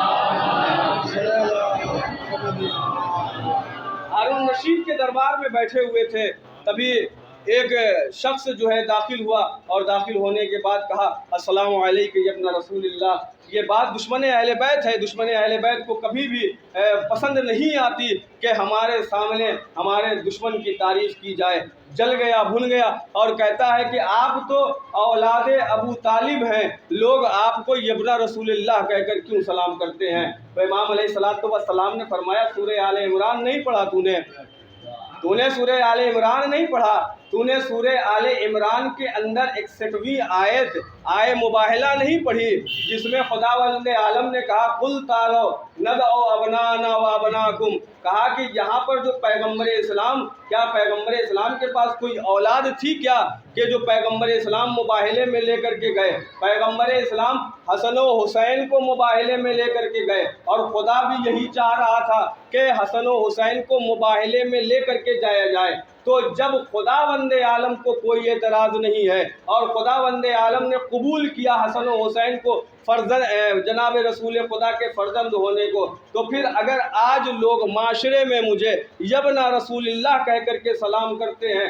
تو کسی کو اعتراض نہیں ہونا چاہیے۔ درود بھیج دے محمد والے، کسی کو اعتراض نہیں ہونا چاہیے۔ تیسری مثال پیش کر دوں، امیر المومنین علیہ السلام جنگ صفین ہو رہی تھی، جنگ صفین میں مولا حسن اور مولا حسین اور امیر المومنین جنگ نہیں کر رہے تھے، صرف آپ کے فرزند تھے امیر المومنین کے، ابا جناب عباس تھے، محمد حنفیہ تھے اور دیگر ان کے 3 بھائی تھے جو جنگ صفین لڑ رہے تھے۔ محمد حنفیہ جب آتے تھے تو بار بار امیر المومنین جو ہے بتاتے تھے بیٹا ایسے جنگ کرنا، ایسے جنگ کرنا، اور جو ہے آخری صف پر جو ہے تمہاری نگاہ ہونی چاہیے۔ بار بار آتے تھے، بار بار جاتے تھے۔ تو ایک شخص نے کہا کہ مولا یہ بتائیے کہ یہ بار بار جو ہے آپ محمد حنفیہ کو کیوں جنگ میں بھیج رہے ہیں؟ بار بار حسن و حسین بھی بیٹھے ہوئے ہیں، کیوں نہیں آپ ان کو بھیج رہے ہیں؟ کیوں محمد حنفیہ کو بار بار بھیج رہے ہیں؟ تو امیر المومنین نے فرمایا کہ محمد میرا بیٹا ہے، لیکن یہ حسن و حسین پیغمبر کے بیٹے ہیں اور یہ پیغمبر کی امانت ہے ہمارے پاس، اور لہذا امانت کی حفاظت کرنا ہماری ذمہ داری ہے، اسی لیے میں حسن و حسین کو جنگ میں نہیں بھیج رہا ہوں۔ محمد قتل ہوتے ہیں ہو جائیں، لیکن پیغمبر کی جو امانت ہے ہمارے پاس اس میں خیانت نہ ہونے پائے۔ درود بھیج دے محمد۔ تو اس طریقے سے خداوند عالم نے یہ 2 چیزیں، بہت ساری چیزیں ہیں لیکن جو سامنے کی تھی میں نے آپ کے سامنے پیش کیا، جو تقریباً یہ سب چیزیں تو ہمارے معاشرے میں نہیں ہیں، لیکن کس طریقے سے میں یہ بتانا چاہ رہا ہوں کہ پیغمبر اسلام کے ذریعے سے کس طریقے سے خداوند عالم نے صدیوں سے جو چلی آ رہی تھی سنت بد اور غلط رسم و رواج، اس کو جو ہے پیغمبر اسلام کے ذریعے سے ختم کی ہے۔ تو عزیزان گرامی، اگر ہمارے معاشرے میں اگر 60 سال اور 70 سال پرانی اگر کوئی غلط رسم و رواج ہے تو اس کو بھی ختم کرنے میں ہمیں حیا محسوس نہیں کرنی چاہیے۔ درود بھیج دے محمد والے۔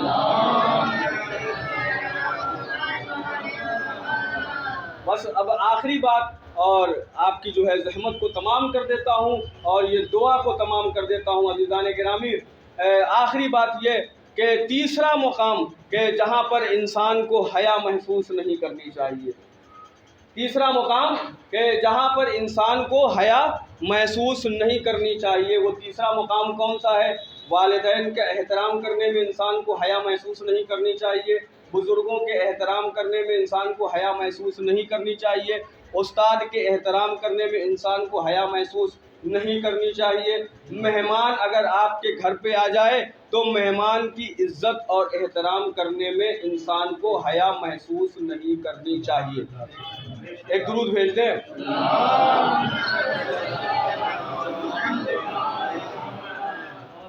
امیر المومنین حضرت علی ابن ابی طالب علیہ السلام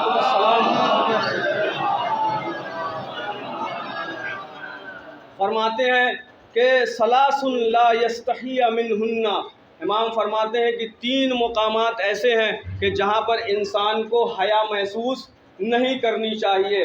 ان میں سے ایک ہے پہلا خدمت الرجل ضیفہ، امام فرماتے ہیں کہ جب تمہارے گھر پر مہمان آ جائے تو تم اس کی خدمت کرنے میں، تم اس کے احترام کرنے میں تمہیں حیا محسوس نہیں کرنی چاہیے۔ تم پردھان منتری اپنے گھر کے ہوگے، تم وزیر اعلیٰ اپنے گھر کے ہوگے، تم پرائم منسٹر اپنے گھر کے ہوگے، IPS اور جج اپنے گھر کے ہوگے، لیکن اگر تمہارے گھر کے اوپر مہمان آ گیا، اگرچہ دشمن ہی، امام فرما رہے، میں نہیں کہہ رہا ہوں یہ جملے میں اس لیے استعمال کر رہا ہوں، پردھان منتری ہمارے یہاں استعمال ہوتا ہے اس لیے میں نے استعمال کر دیا، لیکن وہاں پہ خلیفہ کا لفظ استعمال ہے، وہاں پہ امیر اعلیٰ کا لفظ استعمال ہے، تو جو ہمارے معاشرے میں استعمال ہے لفظ وہ استعمال کر رہا ہوں کہ اگر پردھان منتری ہیں فرق نہیں کرتا، راشٹرپتی ہیں فرق نہیں کرتا، خلیفہ ہوں تب بھی فرق نہیں کرتا، اگرچہ دشمن بھی اگر آپ کے گھر پر آ جائے، امام فرما رہے ہیں، تو اس کی عزت کریں، اس کا احترام کریں، اور جو بھی وہ خواہش کرے اس کو پورا کرنے کی کوشش کریں، اور اس کام میں حیا محسوس نہیں کریں۔ میں 2 مثال پیش کرتا ہوں کہ جب مدینے میں جب ایک شخص امام زین العابدین علیہ السلام، دشمن کی بات ہے اس لیے امام کا جو ہے یہ بیان کرنا واقعی بہت ضروری ہے کہ جب وہ شخص ہانپتا کانپتا ہوا جب امام علیہ السلام کے گھر کے پاس آیا اور دستک کی اور کہا کہ جو ہے میں بہت پیاسا ہوں، یہ شب کی تاریخ تھی ہلکی ہلکی، پہچان نہیں پایا کیونکہ اس کے حواس جو ہے باختہ تھے، پیاس سے اس کی حالت خراب تھی عزیزان گرامی، کیونکہ امام حسین علیہ السلام نے اسے بد دعا دیا تھا، تو پیاس سے اس کی حالت خراب تھی۔ امام کے دروازے پر آیا، آنے کے بعد دق الباب کیا، اس نے دروازہ کھولا امام نے اور کہا کہ کیا بات ہے؟ کہا کہ بہت زیادہ پیاسا ہوں، تھوڑا سا پانی دے دیجئے۔ امام گئے، ایک کوزے میں پانی لے کر کے آئے، جب اس نے پانی پی لیا اور جب ایک مرتبہ پلانے والے کے چہرے پر جب نظر پڑی تو پہچان گیا، دیکھ کر کے پہچان گیا، کہتا ہے کہ آپ نے مجھے پانی پلایا، کیا آپ مجھے پہچانتے ہیں؟ امام نے بے ساختہ پہچانا، کہا کہ میں تجھے کیسے بھول سکتا ہوں، تو وہی ہے کہ جس نے میرے 18 سال بھائی علی اکبر کے پشت پر تو نے نیزہ مارا تھا اور وہ ٹوٹتا ہوا سیدھے سینہ کے آر و پار ہو گیا۔ جیسے ہی عزیزان گرامی اس نے سنا ہے کہ امام زین العابدین اسے پہچان رہے ہیں، عزیزان گرامی وہ کوزہ چھوٹ گیا اس کے ہاتھ سے اور سیدھے وہ جنگل کی طرف فرار ہوا، اور دوسرے دن اسے مکے کے راستے میں جو ہے اس کے لاش ملی ہے۔ عزیزان گرامی امام نے بد دعا دی تھی اس لیے کہ 18 سال جو امام حسین علیہ السلام نے اپنے 18 سال کے بیٹے کی جب قربانی دی ہے، اور جب جانتے مصائب نہیں پڑھ رہا ہوں میں، بس ایک بات بیان، دشمن بھی اگر آپ کے گھر پہ آئے تو اس کا احترام کیجئے اور اس کو اپنے بغل میں بیٹھائیے، یہ نہیں کہ یہ میرے بابا کا قاتل ہے تو میں اس کو بھگا دوں نا۔ امام نے درس دیا ہے، یہی کربلا ہے، یہی فرش ازا کا درس ہے۔ عزیزان گرامی امام حسین السلام نے اسے بد دعا دی تھی، کیوں؟ اس لیے کہ جب امام حسین علیہ السلام جب جناب علی اکبر کے سرحانے جب پہنچے ہیں تو جناب علی اکبر کی عجیب و غریب کیفیت تھی، ایڑیاں رگڑ رہے تھے عزیزان گرامی، ایڑیاں رگڑ رہے تھے، تو امام نے فرمایا بیٹا کیا ہوا ہے؟ کہا بابا جان ایک نیزے کی ایک انی ہمارے جگر کے اندر ٹوٹ گئی ہے بابا، ٹوٹ گئی ہے، جس سے سانس لینے میں پریشانی ہو رہی ہے۔ فوراً امام حسین علیہ السلام کا تصور اپنے ماں جناب زہرا کی طرف گیا، اور کہ جب اپنی ماں کو وہ دیکھتے تھے تو کبھی بھی ایک کروٹ نہیں ہو پاتی تھی، کبھی بھی ایک کروٹ نہیں سوتی تھی، اب ہمیشہ اپنی پسلی کو پکڑی ہوتی تھی اور کہتی تھی کہ ابو الحسن، ہمیشہ جناب فضہ سے انہوں نے سنا، کبھی شکایت تو نہیں کی بیوی نے، لیکن سنا کہ سانس لینے میں جناب زہرا کو پریشانی ہوتی تھی۔ وہی کیفیت کربلا کے میدان میں جناب علی اکبر کی تھی، سانس لینے میں پریشانی ہو رہی تھی۔ جب نیزے کی انی جب امام نے نکالی ہے، بد دعا دیا ہے کہ خدا تیرے دشمن کو اسی طریقے سے نیست و نابود کرے، تو عزیزان گرامی یہی وہ بد دعا تھی کہ کہیں راستے میں جو ہے مارا گیا۔ دوسری مثال کیا ہے، امیر المومنین کے پاس مدائن سے کچھ لوگ آئے تھے، اور آئے، امام علیہ السلام نے ان کی ضیافت کی اور انہیں کھانا کھلایا۔ کھانا کھلانے کے بعد ایک ظرف میں پانی لے کر کے آئے اس ہاتھ دھلانے کے لیے۔ جب انہوں نے دیکھا کہ خلیفۃ المسلمین امیر المومنین ہمارے ہاتھوں کو ہاتھ دھلانے کے لیے آگے آئے ہیں، تو فوراً وہ لوگ پیچھے ہٹ گئے، کہا کہ ہماری حیا اس بات کی اجازت نہیں دیتی کہ آپ میرے ہاتھوں کو دھلائیں۔ امام نے فرمایا کہ میں اس وقت میزبان ہوں اور تم ہمارے مہمان ہو، لہذا ہمارے اوپر واجب ہے، لازم ہے کہ میں تمہاری ہر طریقے سے خدمت کروں۔ تو میں نے دونوں گوشہ عزیزان گرامی آپ کے سامنے پیش کر دیا، دشمن کا بھی گوشہ پیش کر دیا اور کیا بولتے ہیں اپنے عہدے کا بھی گوشہ پیش کر دیا کہ ہم اگر بڑے ہیں، پردھان منتری ہیں یا کچھ بھی ہے، رئیس ہیں، مکھیا ہیں، جو کچھ بھی ہیں، تو ہم اپنے گھر کے لیے ہیں، لیکن جیسے ہی کوئی بھی مہمان اگر آپ کے گھر پہ آئے تو جس طریقے سے امیر المومنین نے بیان کیا ہے، جس طریقے سے سید سجاد نے بیان کیا ہے، اس طریقے سے ہمیں عمل کرنا ہے۔ یہ ایک تھی جو امیر المومنین نے فرمایا کہ یہاں پر تمہیں حیا محسوس نہیں کرنی ہے۔ دوسرا مقام یہ ہے کہ امام نے فرمایا کہ وَقِيَامُهُ عَنْ مَجْلِسِهِ لِأَبِيهِ وَمُعَلِّمِهِ، امام نے فرمایا کہ تم کہیں بھی بیٹھے رہو، تم کہیں بھی ہو، دیکھیں امام خود فرما رہے مجلس کا لفظ استعمال کیا ہے۔ مجلس بولتے ہیں بیٹھنے کی جگہ پر، چاہے آپ اپنے تخت پر بیٹھے ہوں، چاہے آپ پردھان منتری کی سیٹ پر بیٹھے ہوں، چاہے IPS کی کرسی پر بیٹھے ہوں، امام فرما رہے مجلس کا لفظ استعمال کیا، یعنی عام ہے، کہیں پر بھی آپ بیٹھے ہوں، اگر آپ کے والدین میں سے یا آپ کے معلم میں سے اگر کوئی پہنچ جائے تو فوراً ان کے احترام کے لیے کھڑے ہو جاؤ، فوراً ان کے احترام کے لیے کھڑے ہو جاؤ۔ تم جہاں پر بھی ہو، جہاں بھی رہو، جہاں بھی جاؤ، جہاں بھی بیٹھے، اب اگر تمہارے والدین یا معلم میں سے کوئی آ جائے تو فوراً تم ان کے احترام کے لیے کھڑے ہو جانا، اور دیکھو ان کے احترام کرنے میں شرم اور حیا محسوس مت کرنا کہ ہم IPS ہیں اور اتنے سارے لوگ جو ہے ہمارے سامنے بیٹھے ہیں، وہ کیا سوچیں گے کہ ایک لنگی اور کرتے میں آیا ہوا انسان کا جو ہے یہ احترام کر رہا ہے۔ کہ یہ سوچنے کی ضرورت نہیں ہے، بلکہ یہ دیکھو کہ وہ تمہارا معلم ہے، اس کی وجہ سے تم آج اس IPS کی کرسی پر بیٹھے ہو، اس کی وجہ سے تم آج پردھان منتری کی سیٹ پر بیٹھے ہو، اس کی وجہ سے تم کمشنر کی سیٹ پر بیٹھے ہو۔ تو یہ امام علیہ السلام نے پیغام پہنچایا۔ اور جب جناب ابراہیم بہت طولانی واقعہ ہے، میں بس صرف مختصر بیان کروں گا کہ جناب ابراہیم جب جناب اسماعیل سے ملنے کے لیے جب مکہ گئے، تو مکہ جب گئے تو وہاں پر جناب اسماعیل سے ملاقات نہیں ہوئی۔ عزیزان گرامی چھوٹے ہیں، 8 یا 10 سال کے ہیں، ملاقات نہیں ہوئی، تو جناب حاجرہ سے پوچھا کہ میرے بیٹے کہاں ہیں، فرزند کہاں ہیں ہمارے، تو کہا کہ وہ بھیڑوں کو لے کر کے گئے ہوئے ہیں جنگل میں، آنے میں تھوڑا وقت لگے گا آنے میں۔ تو جناب ابراہیم نے کہا کہ میرے پاس اتنا وقت نہیں ہے، مجھے واپس پلٹنا ہے اپنی زوجہ کے پاس۔ تو یہ کہہ کے کہ جب اسماعیل آئے تو انہیں میرا سلام کہہ دینا۔ جب شام کے وقت جناب اسماعیل آئے ہیں، 8 یا 10 یا 11 یہی عمر لکھی ہوئی ہے کہ جب آئے ہیں، اور اس سے پہلے ماں کہے کہ تمہارے بابا آئے تھے اور انہوں نے سلام کہا ہے، جیسے ہی گھر کے اندر آئے کہا کہ اماں ایسا لگتا ہے کہ بابا یہاں سے گزرے ہیں، میں اپنے بابا کی خوشبو کو محسوس کر رہا ہوں۔ ہاں کہا، جناب حاجرہ نے کہا ہاں تمہارے بابا آئے تھے، تمہارے بابا ملاقات کے لیے آئے تھے، لیکن ان کے پاس وقت نہیں تھا اور وہ چلے گئے، تمہیں سلام کیا کہا ہے۔ تو کہا اماں یہ بتائیے کہ میرے بابا بیٹھے کہاں تھے؟ تو جناب حاجرہ نے کہا کہ اس پتھر کے اوپر بیٹھے ہوئے تھے۔ عزیزان گرامی دیکھیں، اے جناب اسماعیل گئے پتھر کے پاس اور دو زانو ہو کر کے بیٹھے اور ادب سے جھک کر کے اس پتھر کا بوسہ لیا ہے۔ ادب سے جھک کر کے اس پتھر کا بوسہ لیا کہ جس کے اوپر ان کے بابا بیٹھے ہوئے تھے۔ تو خداوند عالم اسی طریقے سے ہم سے چاہتا ہے کہ ہم اپنے والدین کا احترام کریں، ہم اپنے استاد کا احترام کریں۔ خداوند عالم اسی طریقے سے چاہتا ہے کہ اسی طریقے سے ہم اپنے والدین کی اطاعت کریں اور اپنے والدین کا احترام کریں۔ لیکن ہمارا معاشرہ بالکل اس کے برعکس ہے۔ احترام کرنے کی دور کی بات ہے، ہم اپنے والدین کی پٹائی کرنا شروع کر دیتے ہیں، ہم اپنے والدین کو گالیاں بکتے ہیں، ہم اپنے والدین کو وہ جو آج کے زمانے میں وہ اولڈ ہاؤس پتہ نہیں کیا ہے اس میں لے جا کر کے ڈال دیتے ہیں۔ یہ اذیت کا سبب ہے عزیزان گرامی، یہ پریشانی کا سبب ہے۔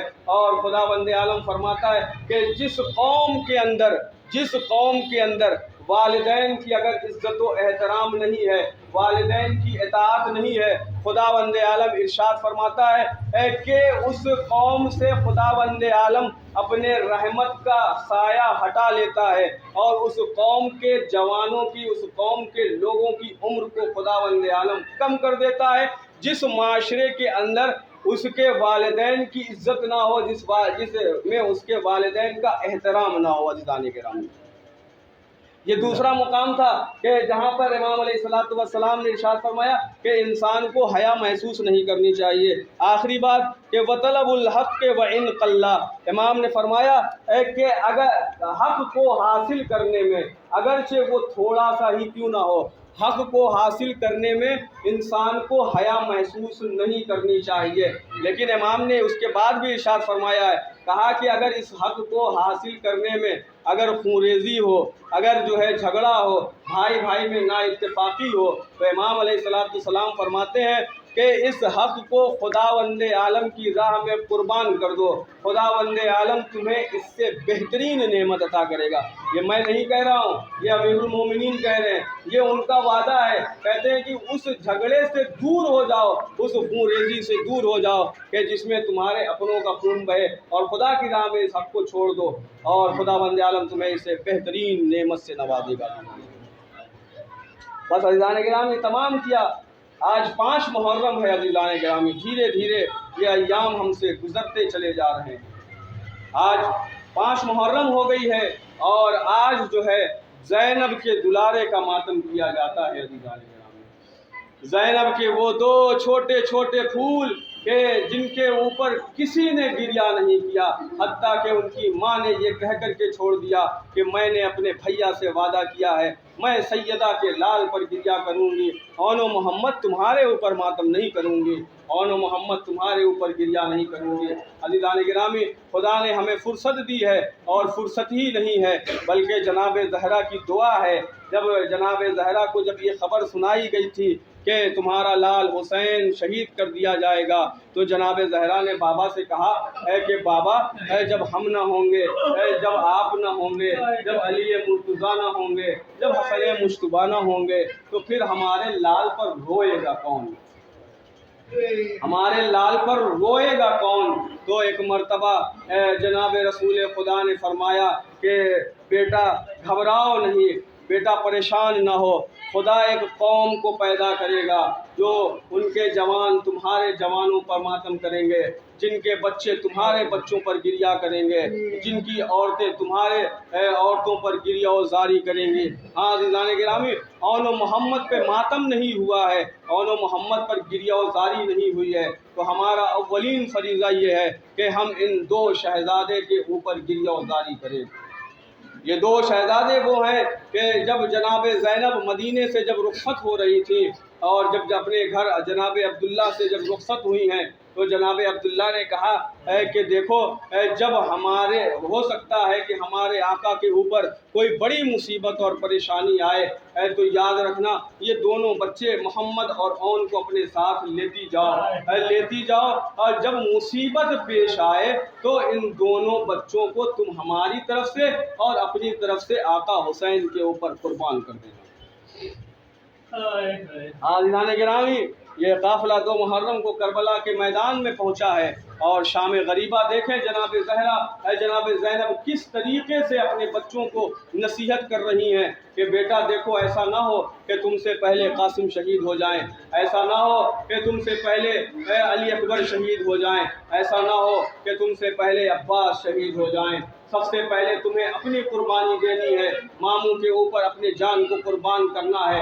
आज़िज़ान गिरामी, जब सुबह नमूदार हुई, जब असहाब व अंसार की जब शहादत हो गई, जब सब शहीद हो गए, तो अब वक्त आया अहले बैत की कुर्बानी का। तो और मोहम्मद ने अपनी माँ की नसीहत पर अमल करते हुए मौला हुसैन के पास आए और आने के बाद कहा, हाथों को जोड़ा, कहा मामू जान हमें भी रन में जाने की इजाज़त दीजिए। तो इमाम ने मना किया, इमाम ने इजाज़त नहीं दी। दोनों बच्चे खैमे के अंदर आए। जब माँ ने देखा, कहा तुम मेरे लाल अभी तक यहाँ मौजूद हो, मैदान में न गए लड़ने के लिए, जंग करने के लिए ना गए, अपने मामू के ऊपर कुर्बान होने के लिए ना गए। तो दोनों बच्चों ने हाथ को जोड़ा। मादरे गिरामी गए थे लेकिन मामू ने इजाज़त नहीं दी। तो एक मर्तबा जनाब ज़ैनब ने दोनों बच्चे के हाथ को पकड़ा और पकड़ने के बाद सीधे अपने माजाए के पास आई और आने के बाद कहा है कि भैया इन बच्चों की कुर्बानी को कबूल कीजिए, भैया इन बच्चों को मैदान में जाने की इजाज़त दीजिए। तो इमाम ने फरमाया कि क्या अब्दुल्ला की रज़ामंदी है? तो जनाब ज़ैनब ने कहा कि रुखसत होते वक्त उन्होंने ही ये 2 बच्चे दिए थे और कहा था कि जब भी मेरे आका के ऊपर मुसीबत आए तो इन बच्चों को कुर्बान कर देना।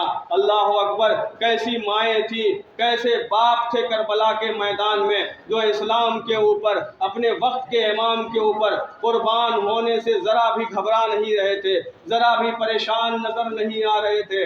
दोनों बच्चों को, एक को जनाब अब्बास ने सवार किया, एक को इमाम हुसैन ने सवार किया, बस 2 जुमले सुन लें, सवार किया। और जब ये दोनों बच्चे मैदान में आए हैं, आने के बाद ज़बरदस्त जंग की है अज़ीज़ान गिरामी, सफ़ों की सफ़ें उलट दी हैं। क्यों ना उलटते? अरे ये अब्बास के सिखाए हुए जंगजू थे, इनको अब्बास ने तलवार चलाना सिखाई थी। ज़बरदस्त जंग की है और जंग करते करते तराई के किनारे पहुँचे हैं और जब ठंडी हवा जब उनके ज़िरे को चीरते हुए जब पहुँची है तो एक मर्तबा मोहम्मद ने औन से कहा कि काश हम सकीना की सूखी हुई मश्क लेकर के आते। अल्लाह अकबर, काश हम सकीना की सूखी हुई मश्क लेकर आते तो हम उसके लिए पानी लेकर के जाते, अली असगर की प्यास दूर होती, सकीना की प्यास दूर होती। उसके बाद दोनों बच्चे तराई से हटे क्योंकि माँ ने नसीहत की थी कि बेटा तराई पर अगर कब्जा कर लेना तो एक कतरा भी पानी अपने दहन के अंदर न डालना, और अगर तुमने ऐसा किया तो ये माँ कभी भी तुम्हें अपना दूध का कर्ज बख्शेगी नहीं। तो एक मर्तबा जब ठंडी हवा जब महसूस की है तो वहाँ से वो लोग निकले हैं और दोनों अलग अलग सिमत में गए और ज़बरदस्त जंग की। तो उमर साद ने कहा कि देखो ये अब्बास के जंगजू हैं, ये अब्बास के सिखाए हुए हैं, ये बनी हाशिम के शेर हैं, अकेले काबू में ना आएंगे। ऐसा करो कि एक साथ एक बारगी इनके ऊपर हमला करो। अजीज़ान गिरामी, उमर साद के कहने पर एक बारगी उसके ऊपर हमला हुआ, उनके ऊपर हमला हुआ, दोनों बच्चों के ऊपर हमला हुआ। तीर पे तीर चले, नेज़ों पे नेज़े चले, तलवारें चली अजीज़ान गिरामी, सीना छिदा, बाजू कटे, रुखसार कटे और उसके बाद जनाब मोहम्मद और औन के सर पर एक गुर्द लगा। दोनों ज़ीन पर संभल न सके, ज़ीन से ज़मीन पर आए, आवाज़ दी मामू आखिरी सलाम कबूल करें। एक तरफ से जनाब अब्बास चले हैं, एक तरफ से इमाम हुसैन चले हैं। अल्लाह अकबर, दोनों पहुंचे हैं, दोनों के सर को इमाम हुसैन ने अपने जानू पर रखा है। एक मर्तबा मोहम्मद ने कहा, बस एक जुमला मोहम्मद ने कहा मामू अम्मा से कहिएगा हमने तराई पर कब्जा जरूर किया था लेकिन एक घोंट भी पानी नहीं पिया, एक कतरा पानी नहीं पिया। उसके बाद दोनों की रूह कफ़से अंसुरनी से परवाज कर गई, एक का लाशा अब्बास ने उठाया, एक का लाशा हुसैन ने उठाया। दरे खैमा पर आए, फिजा ने आवाज दी, फिजा ने आवाज दी, शहजादी आपके बच्चे आ गए। शहजादी ने गिरिया न किया।